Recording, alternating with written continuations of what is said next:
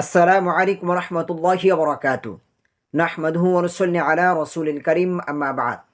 বাংলাদেশ এবং বাংলা ভাষাভাষী বিশ্বের যে যেখান থেকে আমাদের আজকের এই ক্লাস দেখছেন, সকলকে জানাই আন্তরিক শুভেচ্ছা এবং অভিনন্দন। সম্মানিত দ্বীনী ভাই বন্ধুগণ, কোরআনের বাংলা অর্থ শিখি আমাদের ধারাবাহিক ক্লাসে আজকে আমরা কোরআনের 7 নম্বর পারার 8 নম্বর পৃষ্ঠা অর্থাৎ সূরা আনআমের 9 নম্বর আয়াত থেকে 18 নম্বর আয়াত পর্যন্ত শব্দে শব্দে অর্থ এবং একত্রে অর্থ শিখব ইনশাআল্লাহ। আমরা গত ক্লাসে সূরা আনআমের 1 থেকে 8 নম্বর আয়াত পর্যন্ত শিখেছি এবং সূরা আনআম কেন নাজিল করা হয়েছে, সূরার শানে নজুল, সেটাও আমরা গত ক্লাসে বলেছি। সূরা আনআম রাসূল সাল্লাল্লাহু আলাইহি সাল্লামের মাক্কি জীবনের শেষ দিকে সূরা আনআম নাজিল হয়। যখন এই সূরা আনআম নাজিল করা হয় তখন একই রাত্রিতে একই সাথে নাজিল করা হয়েছে এবং আল্লাহ রাসূল সাল্লাল্লাহু আলাইহি সাল্লামের চতুর্পার্শ্বে 70,000 ফেরেশতা তাসবিহরত অবস্থায় ছিল। এতটাই ফজিলতপূর্ণ হচ্ছে এই সূরা। তো চলুন শুরু করি আমাদের আজকের এই ক্লাস। আউযু বিল্লাহি মিনাশ শাইতানির রাজীম। বিসমিল্লাহির রহমানির রহিম। ولو جعلناه ملكا لجعلناه رجلا وللبسنا عليهم ما يلبسون। ولو ওয়াও ওয়াও অর্থ হচ্ছে আর, লাউ লাউ অর্থ হচ্ছে যদি, ওয়ালাউ আর যদি, জাআলনাহু জাআলনা আমরা প্রেরণ করতাম, হু হু অর্থ হচ্ছে তা, মালাকান ফেরেশতা ফেরেশতা, লাজাআলনাহু তাকে আমরা অবশ্যই বানাতাম, লাজাআলনাহু এই হু অর্থ হচ্ছে তাকে, তাকে ফেরেশতাকে লাজাআলনা অবশ্যই বানাতাম, তৈরি করতাম, রাজুলান মানুষ রূপে, পুরুষ রূপে, ওয়ালালাবাসনা ওয়াও এই ওয়াও অর্থ হচ্ছে এবং, ওয়ালালাবাসনা অবশ্যই আমরা বিম্রম তৈরি করতাম, আলাইহিম তাদের জন্য, মা যেমন, ইয়ালবিসুনা তারা বিম্রমে পড়ে রয়েছে। একত্র অর্থ দেখি। আর যদি আমি তাকে বানাতাম ফেরেশতা রূপে তবে তাকে মানুষের আকারেই বানাতাম এবং অবশ্যই আমি তাদেরকে বিম্রমে ফেলতাম যেমন বিম্রমে তারা পড়ে রয়েছে। আচ্ছা, তো এই আয়াত নাজিল হয়েছে আগের আয়াতের প্রেক্ষিতে। আমরা গত ক্লাসে সর্বশেষ যে আয়াত দেখেছি অর্থাৎ 8 নম্বর আয়াত, কিছু লোক তারা বলতেছে যে তার নিকট ফেরেশতা কেন অবতীর্ণ করা হলো না, যে আল্লাহ রাসূল সাল্লাল্লাহু আলাইহি সাল্লামের সাথে কেন কোনো ফেরেশতা অবতীর্ণ করা হলো না সতর্ককারী রূপে। যেরকম সূরা ফুরকানের 7 নম্বর আয়াতেও আল্লাহ সুবহানাহু ওয়া তাআলা বলেন, তারা বলে যে এটা কেমন রাসূল, কেমন রাসূল যে খাওয়া দাওয়া করে হাটে বাজারে যায়, তার সাথে কেন ফেরেশতা নাজিল করা হলো না যে তার সাথে থাকতো সতর্ককারী রূপে, অর্থাৎ বলা যেতে পারে একজন বডিগার্ড হিসাবে। তো আল্লাহ সুবহানাহু ওয়া তাআলা এই আয়াতের প্রেক্ষিতে এই আয়াতে আল্লাহ বলতেছে যদি আমি কোনো ফেরেশতা প্রেরণ করতাম তাহলে তাকে মানুষের আকৃতিতে, পুরুষের আকৃতিতেই প্রেরণ করতাম এবং অবশ্যই আমি তাদেরকে বিম্রমে ফেলতাম যেমন বিম্রমে তারা পড়ে রয়েছে। তারা যে সন্দেহের মধ্যে রয়েছে, যে প্রশ্ন নিয়ে, তারা ঠিক ওই সন্দেহের মধ্যেই থেকে যেত। আচ্ছা, দেখি আমরা পরে আয়াত। وَلَقَدِ اسْتُهْزِئَ بِرُسُلٍ مِّن قَبْلِكَ فَحَاقَ بِالَّذِينَ سَخِرُوا مِنْهُم مَّا كَانُوا بِهِ يَسْتَهْزِئُونَ।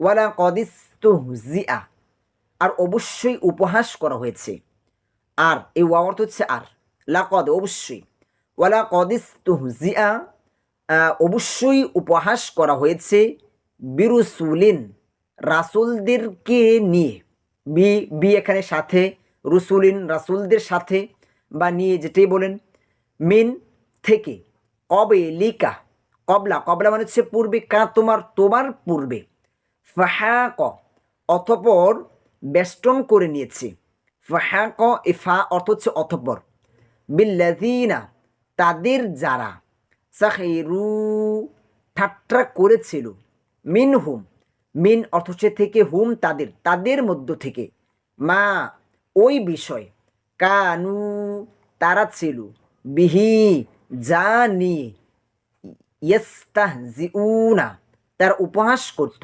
আচ্ছা, একত্র অর্থ দেখি।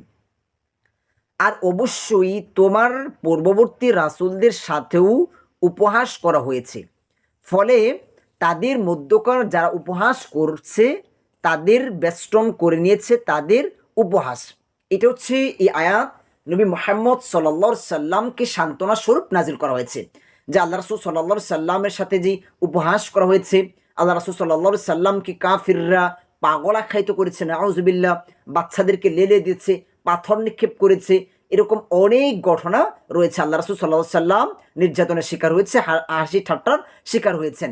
তো আল্লাহ রাসূল সাল্লাল্লাহু আলাইহি সাল্লামকে এখানে সান্ত্বনা দিচ্ছে যে হে রাসূল, তারা যেটা করতেছে আপনার সাথে, এটা শুধু আপনার সাথে করে নাই, বরং আপনার পূর্বেকার নবী রাসূলদের সাথেও তারা এরকম ব্যবহার করেছে। যেরকম নূহ আলাইহিস সালাতু ওয়াস সালামের জামানায় পাপীরা নূহ আলাইহিস সালাতু ওয়াস সালামকে বলা হয়েছে যে নূহ নবী হওয়ার পর কাঠমিস্ত্রি হয়ে গিয়েছে, নাউজুবিল্লাহ। তারপর সালেহ আলাইহিস সালাতু ওয়াস সালামের সময়, ওই সময়ের পাপীরা বলল যে হে সালেহ, তুমি যার ভয় দেখাচ্ছ তুমি তাকে নিয়ে এসো, যদি তুমি রাসূল হয়ে থেকো।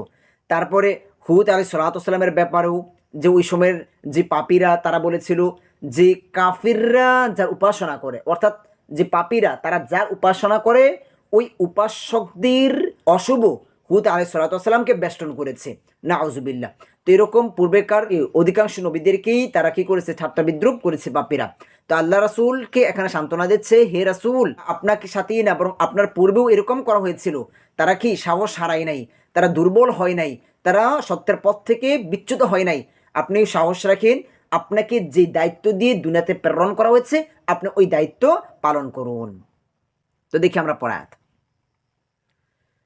قل سيروا في الأرض ثم انظروا كيف كان عاقبة المكذبين।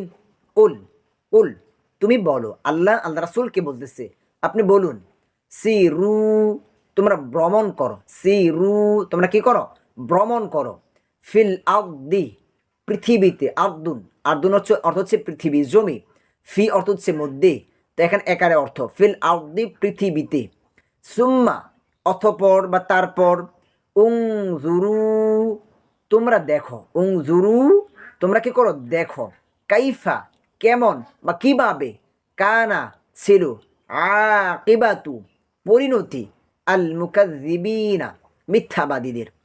বলো, আল্লাহ বলতেছে আল্লাহ রাসূলকে, হে রাসূল আপনি বলুন তাদেরকে, তোমরা পৃথিবীতে পরিভ্রমণ করো, অতঃপর দেখো মিথ্যাবাদীদের পরিণাম কি হয়েছে, যে তারা যে উপহাস করেছে, সত্য থেকে বেরিয়ে গিয়েছে, তাদের অবস্থা কি হয়েছে তোমরা এগুলো দেখো, উপলব্ধি করো। তো দেখি আমরা পড়াত, قل لمن ما في السماوات والأرض قل لله كتب على نفسه الرحمة ليجمعنكم إلى يوم القيامة لا ريب فيه الذين خسروا أنفسهم فهم لا يؤمنون।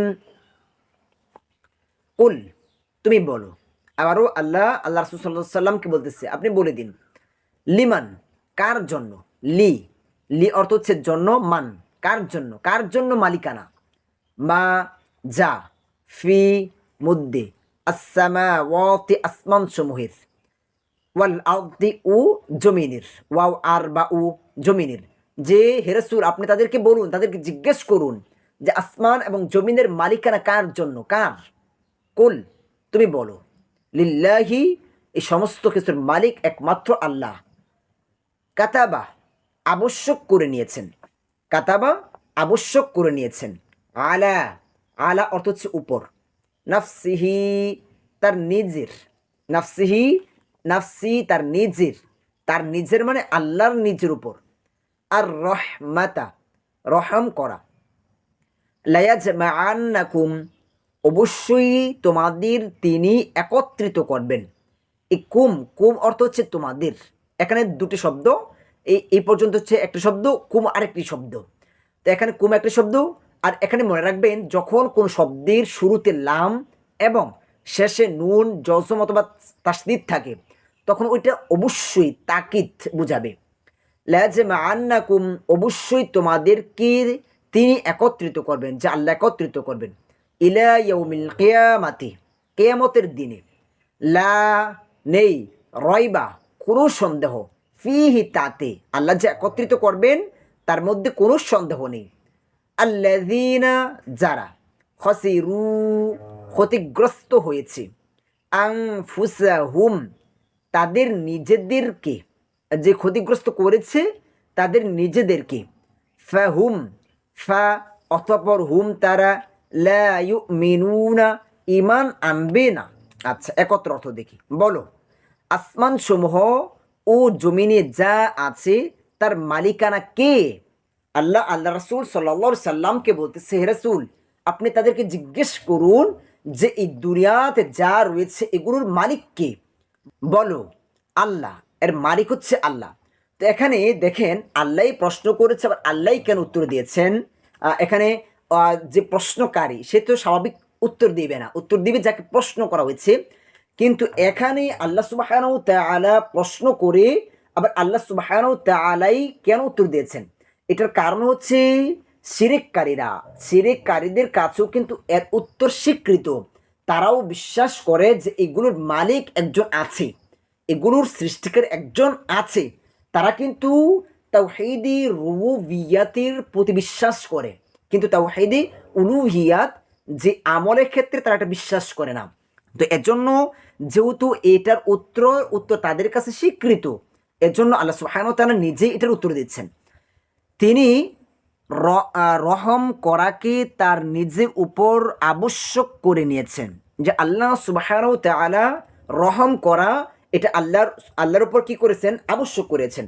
সহিহ বুখারী ও মুসলিমের একটি হাদিস, আবু হুরায়রা রাদিয়াল্লাহু তাআলা আনহু বর্ণিত, নবী করিম সাল্লাল্লাহু আলাইহি সাল্লাম ইরশাদ করেন, যখন আল্লাহ সুবহানাহু ওয়া তাআলা সমস্ত কিছু সৃষ্টি করেছেন, যখন গোটা দুনিয়া বা যা দেখি না দেখি, তখন একটি ওয়াদা পত্র লিপিবদ্ধ করেন যে আল্লাহ তাআলার ক্রোধের উপর, আল্লাহ তাআলার রাগের উপর রহমত প্রাধান্য পাবে। সুবহানাল্লাহ, যে আল্লাহর রাগের উপর কি করবে, রহমত প্রাধান্য পাবে। এটা আল্লাহ সুবহানাহু ওয়া তাআলা সমস্ত কিছু সৃষ্টি করার সাথে সাথে কি করেছেন, এগুলো একটা লিপিবদ্ধ করে রেখেছেন। তো এজন্য এটাই বলা হয়েছে যে আল্লাহ সুবহানাহু ওয়া তাআলা নিজের উপর রহম করাকে আবশ্যক করে নিয়েছেন। দেখেন আল্লাহ সুবহানাহু ওয়া তাআলা যদি দয়ালু না হতেন তাহলে আমরা এত নাফরমানি করতেছি দুনিয়াতে, এত হাঙ্গা দাঙ্গা, আমরা আল্লাহর সাথে শিরক করতেছি, কিন্তু আল্লাহ সুবহানাহু ওয়া তাআলা আমাদেরকে সাথে সাথে কি করতেছেন না, কোনো শাস্তি দিচ্ছেন না, আমাদেরকে খাওয়াচ্ছেন, পড়াচ্ছেন, সুযোগ দিচ্ছেন। তবে মনে রাখবেন এই দয়া শুধু দুনিয়ার জন্য, এই দয়া দুনিয়ার জন্য, যে আল্লাহ দুনিয়াতে আমাদেরকে সবাইকে খাওয়াচ্ছেন, পড়াচ্ছেন, আর রহমান, কিন্তু আর রহিম পরকালের জন্য যে দয়া, ওইটা শুধু দয়া বান্দের জন্যই দয়া হবে, সবার জন্য উন্মুক্ত থাকবে না। দুনিয়াতে কাফেরকেও আল্লাহ খাওয়াচ্ছেন, চলাচ্ছেন। তিনি অবশ্যই তোমাদের কিয়ামতের দিন একত্রিত করবেন। আল্লাহ সুবহানাহু ওয়া তাআলা আমাদেরকে অবশ্যই কি করবেন, একত্রিত করবেন কিয়ামতের দিন। দুনিয়াতে আল্লাহ সূচনা থেকে অনেক মানুষ দুনিয়াতে এসেছে, এখন নেই, আবার আরও আসবে, থাকবে না। কবরে আল্লাহ আমাদেরকে রাখতেছে, কিন্তু ওইখান থেকে আবার একত্রিত করবেন কিয়ামতের দিন হাসরের ময়দানে। তাতে কোনো কি নাই, সন্দেহ নাই, তাতে কোনো প্রকার সন্দেহ নেই। যারা নিজেদেরকে ক্ষতিগ্রস্ত করেছে তারা ঈমান আনবে না, যারা নিজেরা নিজেদের উপর ক্ষতিগ্রস্ত করেছে তারা কি করবে না, ঈমান আনবে না, সত্য উপলব্ধি করতে পারবে না। তো দেখি আমরা পরের আয়াত, ওয়ালাহু মা সাকানা ফিল লাইলি ওয়ান নাহার ওয়া হুয়াস সামিউল আলিম। ওয়ালাহু, ওয়াও, ওয়াও অর্থ হচ্ছে আর, লা অর্থ হচ্ছে জন্য, হু অর্থ হচ্ছে তার, ওয়ালাহু আর তার জন্য, মা যা, সাকানা স্থিতি লাভ করেছে, ফি মধ্যে, আল লাইলি রাতে, ওয়ান নাহারি এবং দিনে, নাহার, নাহার মানে দিন। ওহুয়া, ওয়াও আর হুয়া তিনি, তিনি মানে আল্লাহ, আস-সামিউ সর্বশ্রুতে, আল আলিমু সর্বজ্ঞানী। আর রাত ও দিনে যা কিছু স্থিতি লাভ করেছে, দিন এবং রাতের মধ্যে যা কিছু রয়েছে তা তারই, এই সমস্ত কিছু আল্লাহরই, মানে হচ্ছে এই সমস্ত কিছুর মালিক আল্লাহ সুবহানাহু ওয়া তাআলা, এবং এই সমস্ত বিষয়ে খবর রাখছেন আল্লাহ সুবহানাহু ওয়া তাআলা। তিনি সর্বশ্রোতা, সর্বজ্ঞ। রাতের অন্ধকারে আপনি কোনো অন্যায় করেছেন, আমি কোনো অন্যায় করেছি, হয়তোবা অন্য কেউ জানে নাই, আমি অন্যের ক্ষতি করেছি, কিন্তু সেই ভাই জানে না, কিন্তু কে জানেন? আমার রব ঠিকই জানতেছেন। আর এর প্রতিদান কিয়ামতের দিন আমাদেরকে দিবেন, আমাদেরকে বুক করতে হবে আমাদেরকে। দেখে পড়ায়, قل أغير الله أتخذ وليا فاطر السماوات والأرض فاطر السماوات والأرض وهو يطعم ولا يطعم قل إني أمرت أن أكون أول من أسلم ولا تكونن من المشركين কুল তুমি বলো, আগয়র আ, এখানে আ কি প্রশ্ন করা, গয়র, গয়র মানে কি ব্যতীত, ছাড়া, আল্লাহি আল্লাহকে, আত্তাখিযু তারা গ্রহণ করবে, ওয়ালিয়ান কোনো অভিভাবক, ফাতিরি স্রষ্টা, আসসামাওয়াতি আসমানসমূহ, ওয়াল আরদি ও জমিনের, অহুয়া ওয়াও আর হুয়া তিনি, অহুয়া আর তিনি মানে হচ্ছে আল্লাহ, ইউতইমু খাবার খাওয়ান, ইউতইমু খাবার খাওয়ান, ওয়ালা ইউতআমু ওয়াও, ওয়াও অর্থ হচ্ছে আর, ইল্লা অর্থ হচ্ছে না, ইউতআমু খাবার খাওয়ান না তাকে। এখানে এটা হচ্ছে হাবোদক, এটা নাবোদক, এখানে লাইসার আবোধ করে দিয়েছে।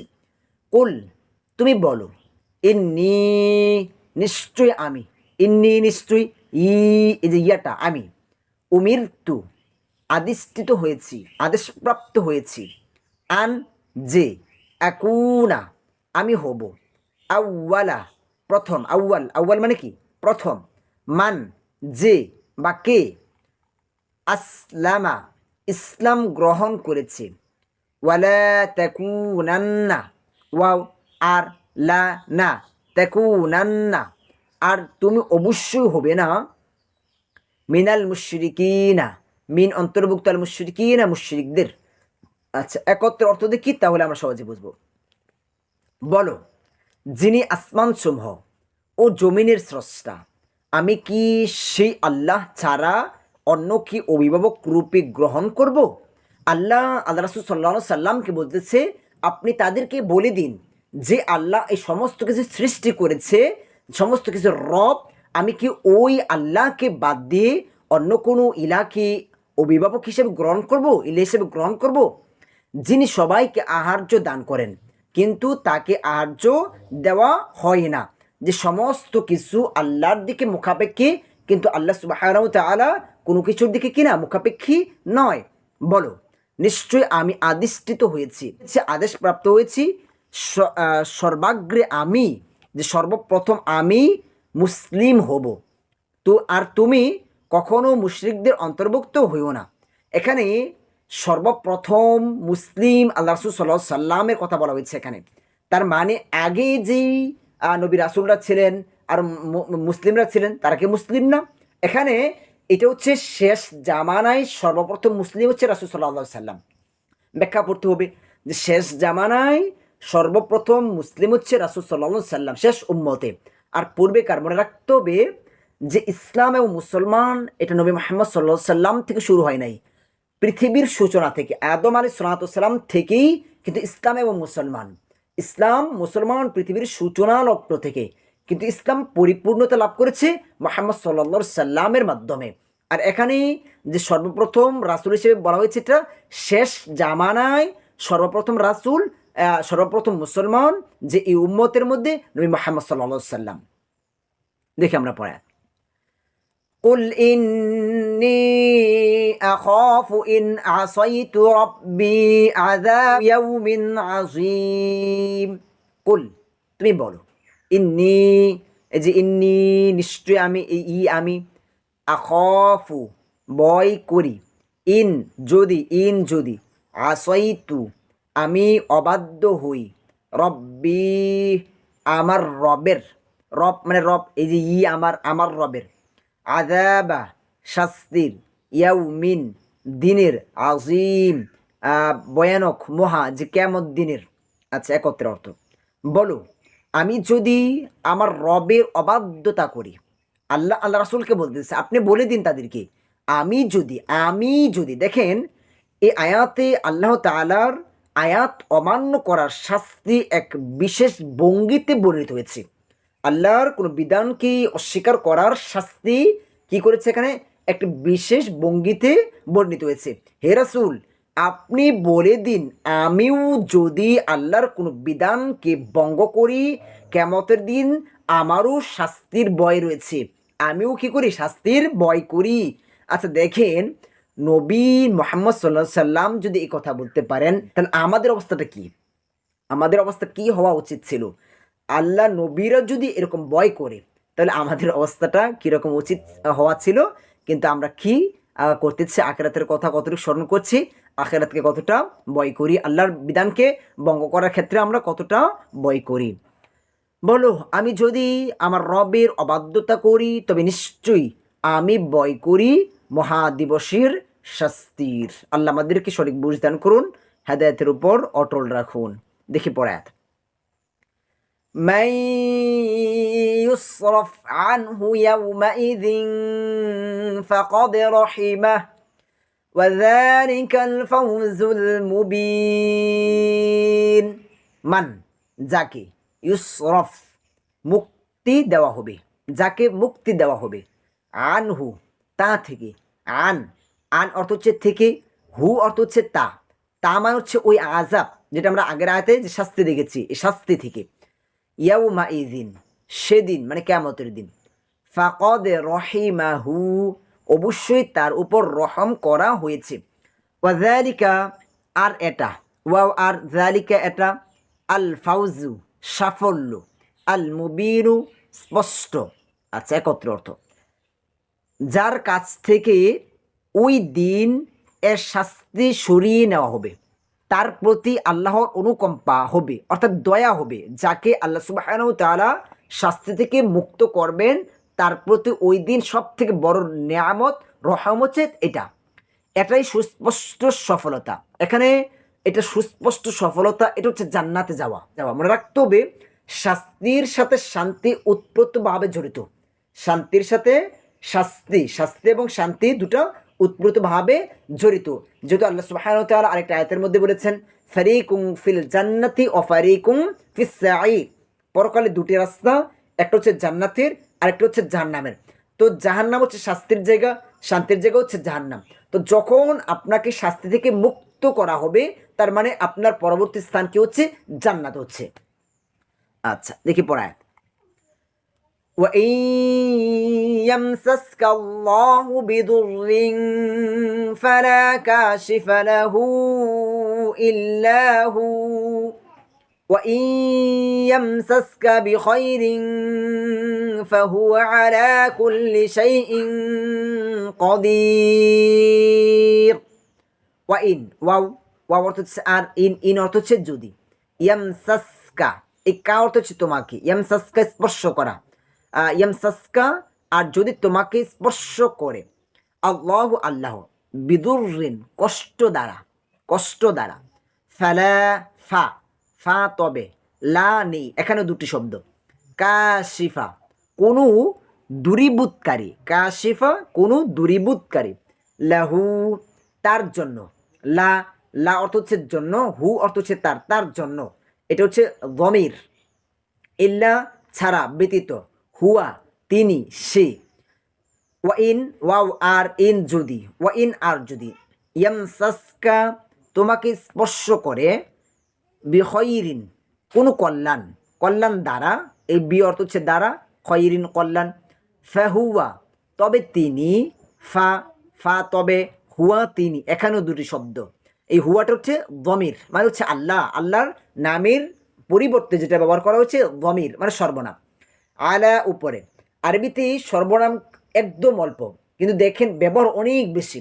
তো ইনশাল্লাহ অচিরে আমাদের দমিরের যে ক্লাসটি ইনশাল্লাহ আসবে ইনশাল্লাহ। আলা, আলা অর্থ হচ্ছে উপরে, শব্দার্থের মধ্যে শিখেছি আমরা। কুল্লিন সব, প্রত্যেক, এটা শব্দার্থের মধ্যে শিখেছি। শাইইন কিছু, এটা শব্দার্থের মধ্যে শিখেছি। কদিরুন ক্ষমতাবান। আর যদি আল্লাহ তোমাকে কোনো কষ্ট দেন, তবে তিনি ব্যতীত তা অপসারণকারী কেউ নেই। যে কিয়ামতের দিন যদি আল্লাহ কোনো শাস্তি দেন, বা দুনিয়াতেই আল্লাহ কোনো শাস্তি দেন, তখন কি এটাকে অপসারণকারী আর কেউ নেই। পক্ষান্তরে যদি তোমার মঙ্গল করেন, তবে তিনি সর্ববিষয়ে সর্বশক্তিমান। যদি কেউ মঙ্গল করেন আল্লাহ সুবহানাহু ওয়া তাআলা, তাহলে অনিষ্ট করার মতো কারো কোনো ক্ষমতা নেই। তো এখানে একটা কথা ভালো করে মনে রাখবেন, যেহেতু আল্লাহ সুবহানাহু ওয়া তাআলা কল্যাণ এবং অকল্যাণের মালিক, আল্লাহ সুবহানাহু ওয়া তাআলা যেহেতু মালিক, আমাদের উচিত কি বান্দা হিসাবে, গোলাম হিসাবে আমরাও আল্লাহর মুখাপেক্ষী হওয়া, আল্লাহর দিকেই ফিরে যাওয়া। যেহেতু আল্লাহ সুবহানাহু ওয়া তাআলা এগুলোর মালিক, আল্লাহর কাছে বেশি বেশি চাওয়া, চাইলেই তো আল্লাহ দিবে। দেখে আমরা পড়াই, ওয়াহুয়াল কাহিরু ফাওকা ইবাদিহি ওয়াহুয়াল হাকীমুল খাবীর। ওয়াও আর হুয়া, সে বা তিনি মানে হচ্ছে আল্লাহ। আল কাহিরু পরাক্রমশালী। ফাওক, ফাওক, ফাওক মানে হচ্ছে উপরে, ফাওক উপরে শব্দার্থ শিখে ওইখানে আমরা এটা শিখেছিলাম। ফাওক অর্থ হচ্ছে উপরে। তাহতা, তাহতা মানে হচ্ছে নিচে। ফাওক উপরে, তাহতা নিচে। ইবাদিহি, ইহি অর্থ হচ্ছে তার বান্দাদের, ইবাদিহি তার বান্দাদের। ওয়ালা ওয়াহুয়া, ওয়াও আর হুয়া তিনি। আল হাকিমু প্রজ্ঞাময়। আল খবীরু সর্বাধিক জ্ঞাত, খবর রাখেন। তিনি পরাক্রমশালী স্ত্রীও বান্দাদের উপর। তিনি প্রজ্ঞাময়, সর্বাধিক জ্ঞাত, মানে সব বিষয়ে আল্লাহ সুবহানাহু ওয়া তাআলা খবর রাখেন, জানেন। দেখেন এই আমলটা সবসময় করবেন, যে কোনো কাজের শুরুতে আপাতত এটা খেয়াল রাখবেন যে কোনো মানুষ দেখছে বা না দেখছে, কিন্তু আমার রব ঠিক আমার দিকে তাকিয়ে আছে। আমার রব কি আমার দিকে তাকিয়ে আছে। আমি যে কাজটা করতেছি এটা কি ভালো না কি মন্দ। হয়তোবা দুনিয়ার, দেখেন আমরা দুনিয়ার সামান্য লোভের জন্য আমরা আখিরাতকে নষ্ট করে ফেলি, সামান্য লোভের জন্য আমরা আখিরাতকে নষ্ট করে ফেলি। এটা করবেন না। দুনিয়া ক্ষণস্থায়ী, আমাল হায়াতুদ দুনিয়া ইল্লা মাতাউল গুরুর। যে দুনিয়াটা হচ্ছে একটা ধোঁকা, দুনিয়াটা হচ্ছে ধোঁকা। এখানে আপনাকে ধোঁকায় ফেলার চেষ্টা করবে, কিন্তু আপনাকে এখান থেকে বেঁচে থাকতে হবে। দেখেন আমরা দুনিয়াতে কেন আসলাম, যেরকম সূরা মুলকের 2 নম্বর আয়াতের মধ্যে আল্লাহ সুবহানাহু ওয়া তাআলা স্পষ্ট বলেছেন, আল্লাযী খলাকাল মাউতা ওয়াল হায়াতা লিয়াবলুয়াকুম আইয়ুকুম আহসানু আমালা। যে আমাদেরকে দুনিয়াতে প্রেরণ করছেন কিসের জন্য? পরীক্ষার জন্য, কে আমলে শ্রেষ্ঠ। তো যেহেতু এই দুনিয়াটা হচ্ছে একটা পরীক্ষার স্থান, তো এখন পরীক্ষার মধ্যে আমাদেরকে কি করতে হবে? পরীক্ষার হলে যখন আমরা যাই তখন আমাদের সর্বোচ্চ চেষ্টা করতে হয় ভালো করার জন্য। এখন আমরা দুনিয়াতে আসছি পরীক্ষা দেওয়ার জন্য। এখন আইসা যদি আমরা বসে থাকি তাহলে চলবে না, আমাদেরকে ভালো কাজগুলো করতে হবে, মন্দ কাজ থেকে বিরত থাকতে হবে, অযথা সময় নষ্ট করা থেকে বিরত থাকতে হবে। পরীক্ষার হলে যেহেতু ঢুকে পড়েছি, আমাকে ভালো করে লিখতে হবে, তাহলে আমি ভালো মার্ক পাবো আশা করতে পারি। কিন্তু আমি যদি অযথা গল্প গুজব করি, বসে থাকি, তাহলে কি আমরা ওইখানে ভালো মার্ক পেতে পাবো না।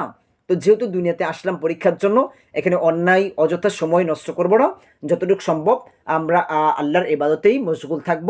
এখন ইবাদত করতে গেলে আসলে এইগুলো বিস্তার আলোচনা।